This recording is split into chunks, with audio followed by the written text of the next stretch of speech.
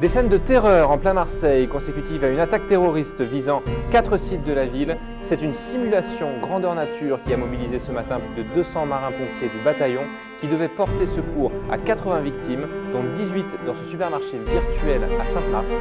L'adjoint au maire Julien Ruas et le vice-amiral Charles-Henri Garrier ont livré les secrets de ce spectaculaire attentat fictif au micro d'Émilie Daly. Il n'y a plus de danger, on est là, c'est madame. Ils sont où, madame? Madame, vous avez vu quelque chose?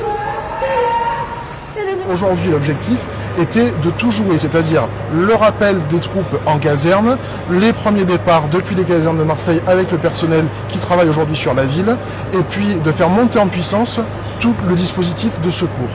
Nous sommes obligés aujourd'hui de faire attention de ne pas tout envoyer dès le départ. Et donc il y a une pondération des moyens qui se fait. Les marins-pompiers ont travaillé plusieurs semaines sur cette pondération-là.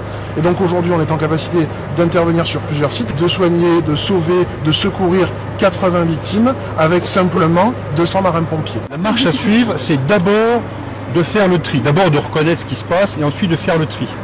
On n'accorde pas la même priorité. Si le premier médecin qui arrive prend le premier blessé pour le traiter, tous les autres, s'ils sont blessés plus gravement, soit ou en urgence vitale, ne vont pas être traités. Donc le premier médecin, son travail, c'est de prendre du recul et de trier, de faire le tri entre ceux qui malheureusement ne sont plus soignables parce qu'ils sont décédés, ceux qui sont en urgence absolue, qui doivent être traités dans l'heure, ceux qui sont en urgence relative, ou ceux qui sont indemnes qu'on traitera plus tard. Ensuite, les renforts arrivent, on a étiqueté, si j'ose dire, les victimes, et après les renforts traitent dans l'ordre des priorités. Aujourd'hui, ce qu'on travaille dans cet exercice, c'est la montée des renforts, la noria des victimes, l'arrivée quasiment instantanée de tout ce qui est nécessaire pour essayer d'assurer la survie des victimes.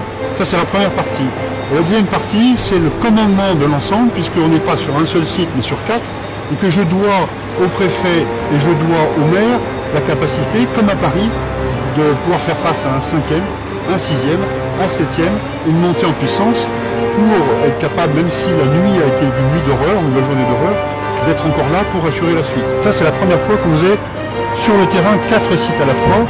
C'est assez compliqué. Vous vous souvenez qu'on avait fait le stade Vélodrome.